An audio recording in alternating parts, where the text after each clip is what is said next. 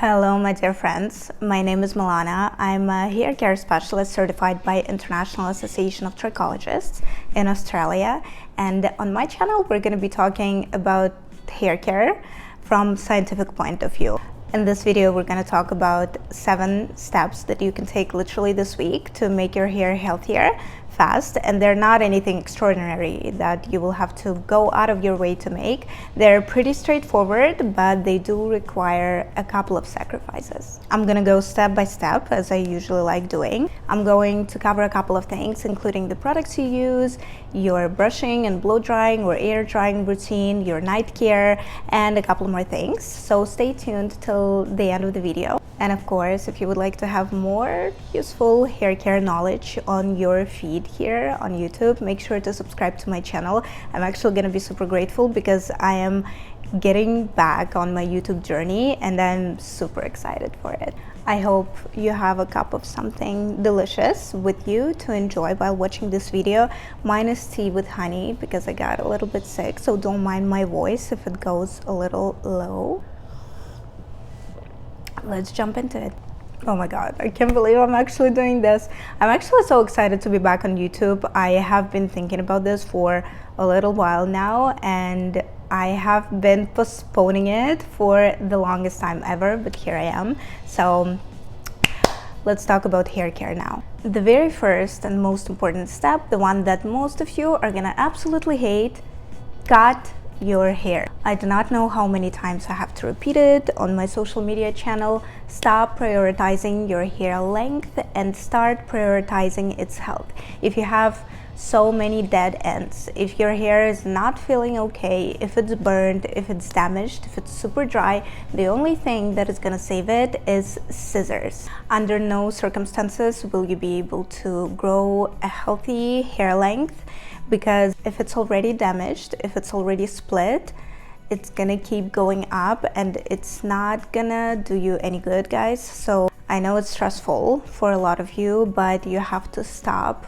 prioritizing damaged hair length because it doesn't look beautiful at all. Now you might say it's easy for you to say, you have long healthy hair, you have good genetics, yada yada yada, but guys, I definitely have been at the spot where I had very long hair and it just looked thin and just not good, like very fluffy, lacking shine at the ends of my hair, and no, it just doesn't look good. It does not look neat. It just makes your appearance look a little less put together. So please, if you're on your hair growth journey, on your hair health journey, make this appointment now, and you're literally getting rid of as many inches as needed. If it has to go up to here, that's what you do. I'm sorry. I know most of you are gonna say, no, I don't want to be wearing short hair, it doesn't suit me. Trust me, if you choose a good hairstylist that knows how to work not just with hair but also with your face features, they will be able to give you a very beautiful hairstyle that is gonna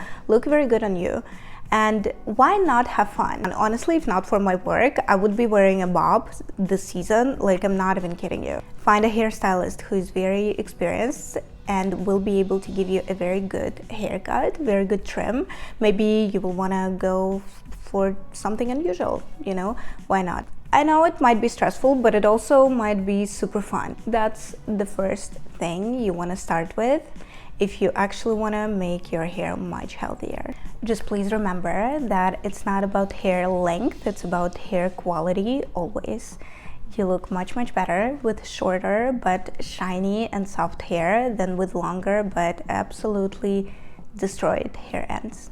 Second step is switching your regular routine products to professional lines that actually suit your hair needs, hair and scalp.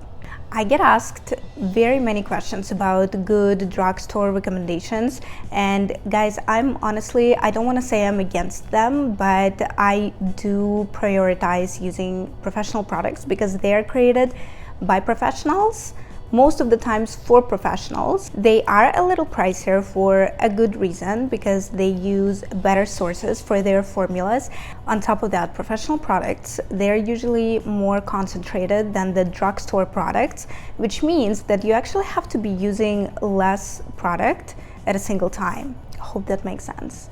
So for example, if with a drugstore shampoo you need to use this amount of shampoo, With a professional line, salon quality product, you're going to be needing this much because they're in most cases more concentrated.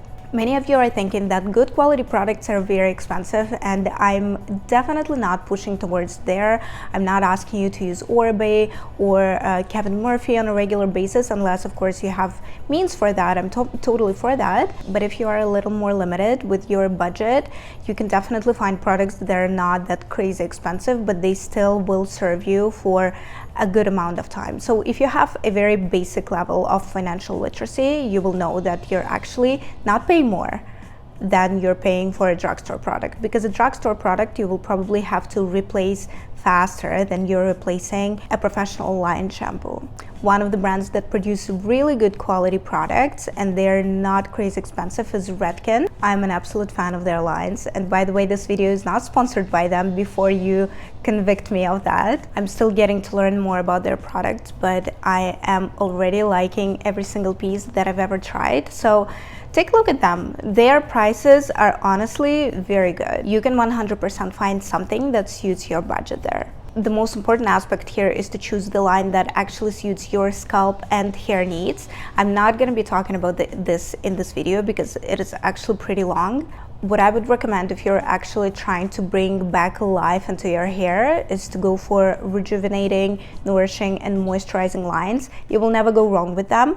But if you have fine hair like me, please be careful because it can actually weigh your hair down. It will still be working towards your hair health. It will be fixing it. It will be bringing that shine and softness to you, but it might not look that good in terms of just around your face. I actually don't know how to explain it. We all know the look and feel of the hair that is weighed down. They might be healthy, but I personally do not like the look of that on myself at all. So if you have fine hair, if you don't have a lot of hair, they're very thin, then just be very careful and go for maybe just regular hydrating lines or rejuvenating lines that are not too heavy. If you have thicker hair, more dense hair, then no need to worry, just find something that you actually really like. And here you will actually have to try a couple of different things before you actually choose the one that you really like. So if one line didn't work for you, do not say that your hair is hopeless. Maybe this product just didn't work for you for multiple different reasons. Your lifestyle, the place where you live, there can be many factors to that. Just try a different line. Pay a special attention to your shampoo, because a shampoo is not a hair care product. It's a scalp care product, and it's a hygiene product, first of all. Scalp care is a topic for another video, 100%, maybe even a couple of videos, because it's a very broad and very important aspect of your hair care. But briefly, you have to choose your shampoo according to your scalp needs. So for example, if you have very oily scalp, you do not need a moisturizing shampoo. Maybe you would want to go for a volumizing shampoo or a balancing shampoo. That all depends on your sebum production, because hydrating shampoo probably will not be able to give you that level of cleansing that you require for a high level of sebum production. Apart from that, of course, you're going to need a good hair mask that is going to boost your hair strength and elasticity, and also a hair oil or a leave-in treatment of your choice. Those are the basic things that you're gonna need to actually build and bring back that strength into your hair. So again, if you're doubting your products that you're using right now, we're replacing them with a very good quality hair products that suit your scalp and hair needs and bring that moisture, elasticity, and strength back. Next step, again about products, is to start using products that are shine boosting and smoothing. The trick with those products is that they're functioning by sealing your cuticle, and when your cuticle is sealed, it is protecting you from the outside damage, environmental damage, or when you're brushing your hair, when it's tangling. Basically, it minimizes friction of your hair and as a result damage, and it acts as a protective shield to your hair. So when you're just starting and trying to bring your hair its normal and beautiful look and condition, it can act as a very good additional aid.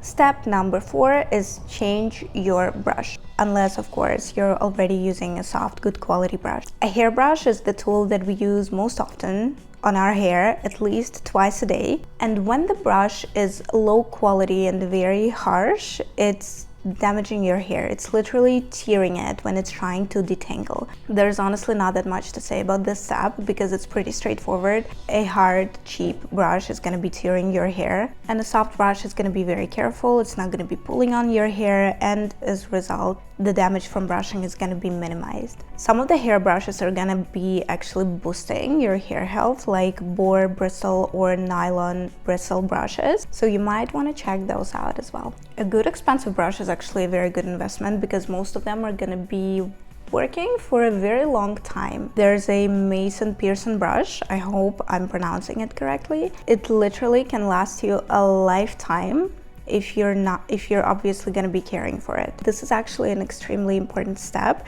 It probably should be right after you cut your hair, like the second important step. So yeah, changing your hairbrush is important.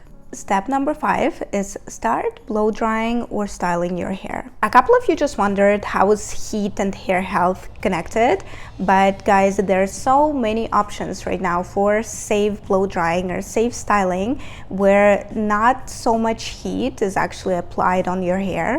On top of that, I'm going to tell you that in many cases, blow drying is actually better for your hair health than air drying. In my case, for example, I have fine frizzy hair.